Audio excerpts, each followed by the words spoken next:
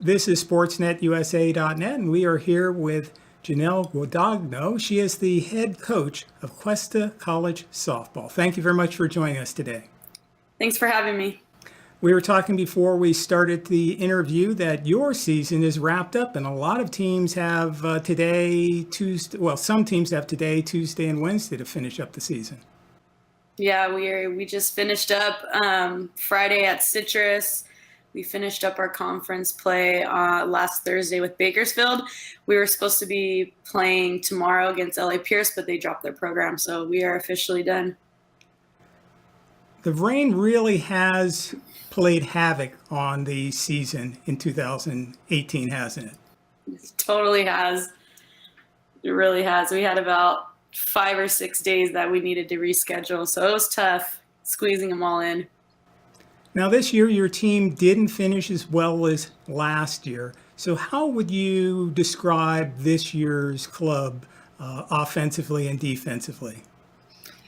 Well, I was hired in August to take over Cuesta, so we had some pretty good numbers coming in, and they just kind of dropped off or didn't show up or had 4 returners quit or decide that they didn't want to come back, and I was only left with 2 returners, so it was definitely a struggle to rebuild and get everybody on board and bringing in new freshmen. So we were really low on numbers, and it hurt us with injuries as well. I was at Cuesta College a couple days ago speaking with their head coach, Coach Bell, and she said that was a problem that she was having. This is her first year also there, that just keeping the young ladies interested and keeping them playing is becoming a challenge at a lot of programs.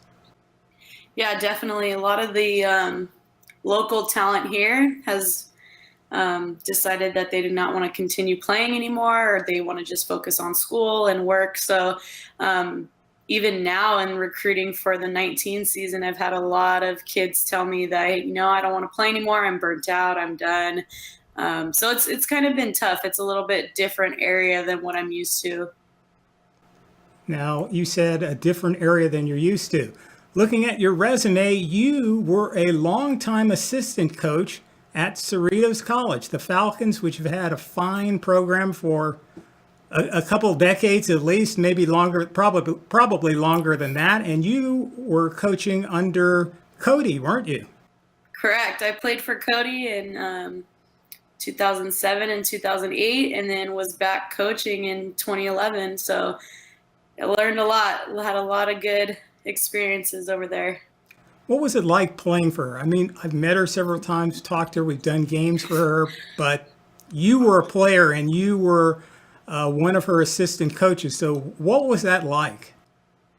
It was great. I learned so much from Coach about not only playing and being an athlete, but also growing as a person and figuring things out. And she was very intense, and I needed the structure, and she just runs a great program, and what she does and sticking to her philosophy really works. And I've adapted a lot of her philosophy into my coaching philosophy. So it was a really good thing, and it was a really great experience, and I enjoyed playing for her, and I enjoyed coaching alongside of her.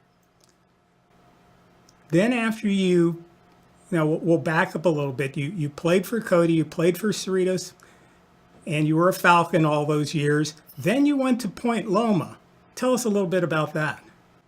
Point Loma was great. San Diego was great. I've always wanted to move down to that area. Got a great opportunity. Their shortstop had left, and they were looking to pick up a shortstop, and I signed, and I was able to go and get my schooling paid for. Had great professors over there, had great coaches over there.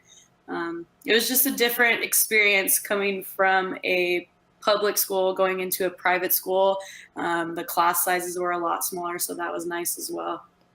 And when you were at Point Loma, did they still have the field that you looked out and there was the Pacific Ocean over the outfield fences?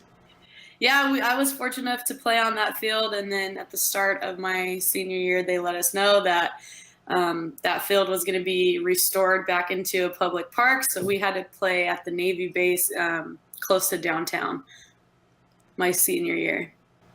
We talked with El Camino's coach, Coach Raposa, the other day. She's from Point Loma, and we've also done games for Lisa Camargo over at Santiago Canyon, and she went to Point Loma. So what is this with all you Point Loma women? Oh, it's a good program. It's a good legacy to be a part of. Definitely bred a lot of athletes through there and a lot of successful women. I know some of my teammates they're nurses. I have a friend who's going to get her doctorate. A lot of teachers, educators. So I don't know. I think they really instill taking care of business over there. So we're able to go out and make a change and do a lot of really big things. So there was a handful of Point Loma alumni out there doing big things. Mark Pavlovich from SportsNetUSA.net always mentions that the players are student athletes with emphasis on student.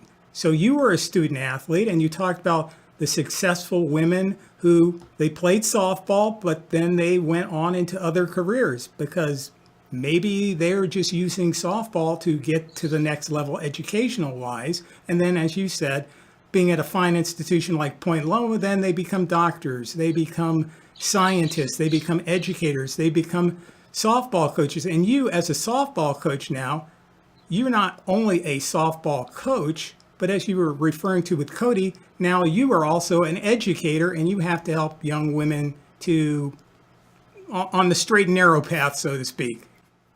Definitely. I know that without playing softball, I wouldn't have my career that I have today. So using that to help pay for my education and help me get my schooling done has been great. And I have to give back 110%, even if my athletes tell me that, I don't want to go on and play softball. Well, that's great. Let's find a school that fits you. Let's get you into a program, or let's get you into a school that's going to help you get that degree and then have a fun, lifelong career doing something you love. You mentioned how beautiful it was at Point Loma, looking out over the ocean, the softball field. You head up north a few hundred miles, and you park at Cuesta College. I've never actually been on your campus, but I've been past it numerous times along California 1 as you head towards Morro Bay. And you talk about a beautiful area. The Central Coast of California is one of the most beautiful spots in this country. Definitely, I agree. It's definitely a change. There's a lot of greenery that I'm not used to.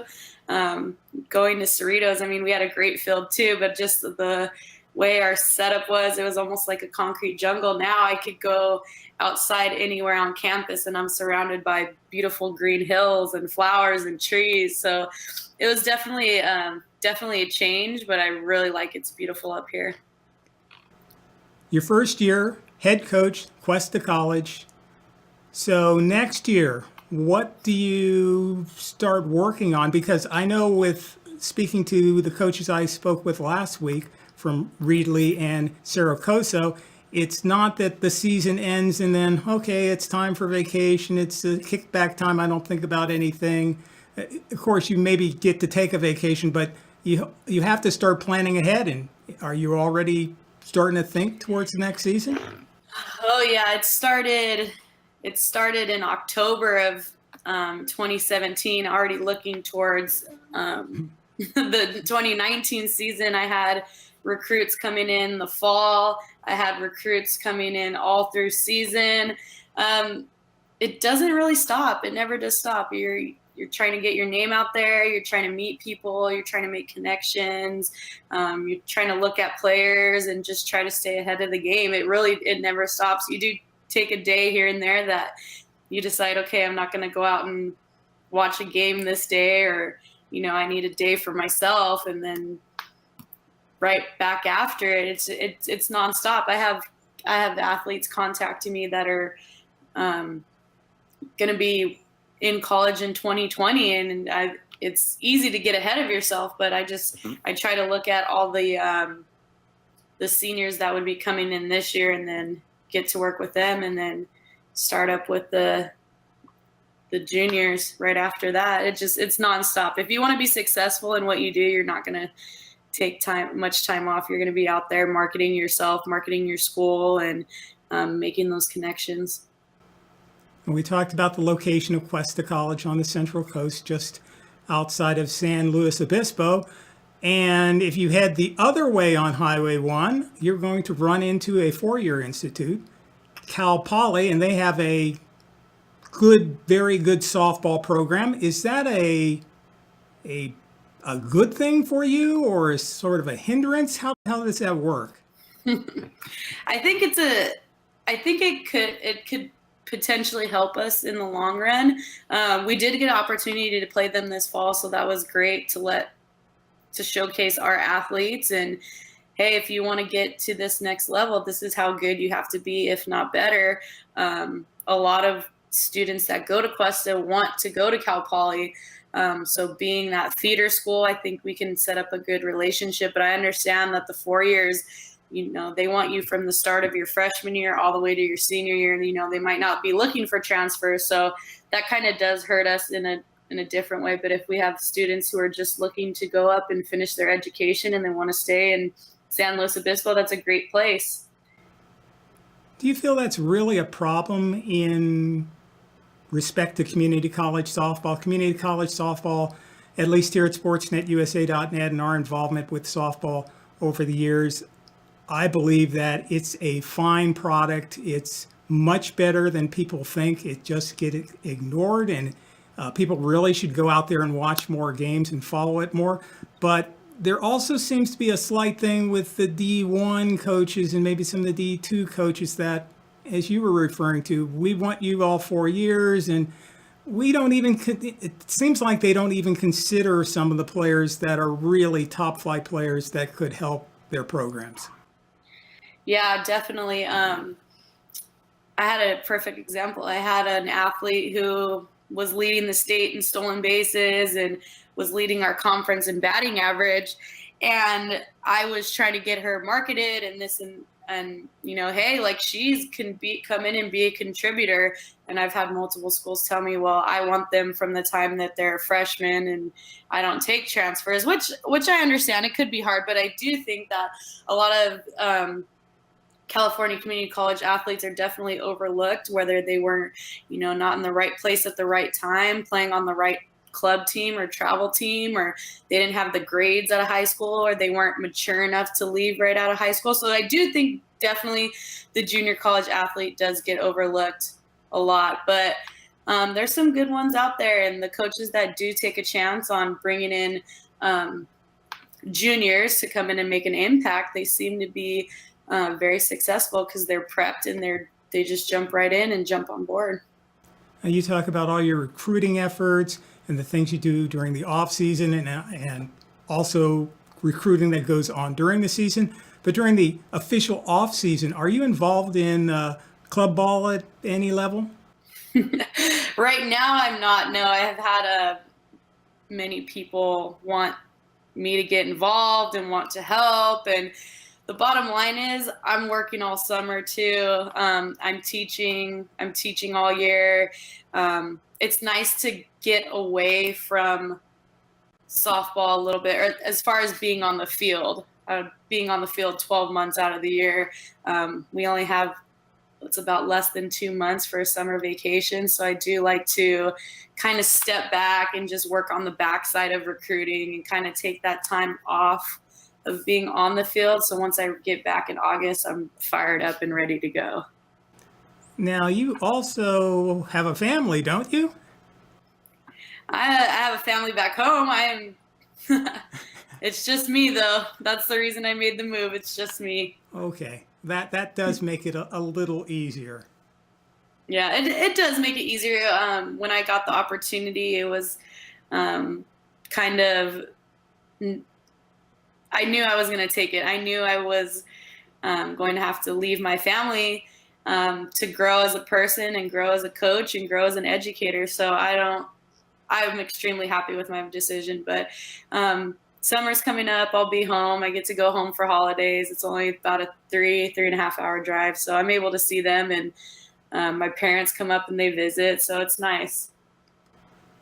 I know it's early and it's a long ways off from next season, but what things do you, if there are one or two points that you have in your mind right now that you want the team to do differently or work on, what would those be?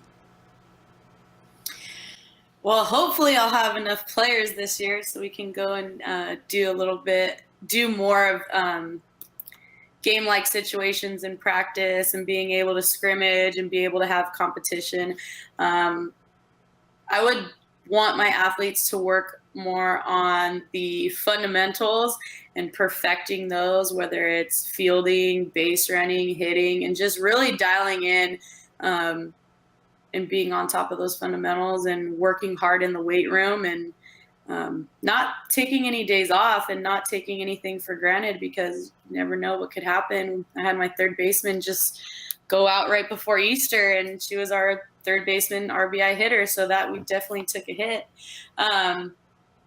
Just being ready to go and just going out and being competitive all the time, starting off strong and finishing strong. We were very young-minded, and we didn't know how to go out there and compete and how to fight and work together. So I think with the core group that we have coming back and the new athletes we have coming in, I think we're going to have a really good group. We're going to have a solid group of athletes, and they'll know what it takes to be able to go out there and compete and be successful on the field. And you're in a very competitive conference with Bakersfield, Ventura, Allen Hancock, of course, your school, Cuesta College, also Santa Barbara's in there, and they've had good teams over the years, and the other teams in your conference. So your conference is, from top to bottom, very competitive, and it is hard to get up into those top two spots when everybody, it seems like everybody can beat everybody. Yeah, definitely.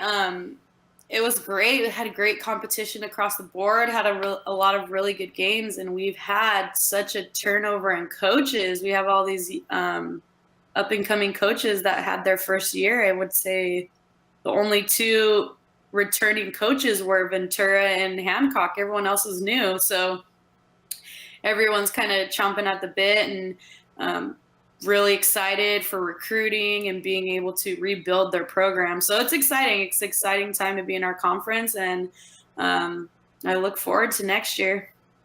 So we'll all be looking forward to next year. And Jenel, thank you very much for taking some time out of your schedule to join us here on sportsnetusa.net and talk a little softball. Awesome. Thank you so much. I appreciate it.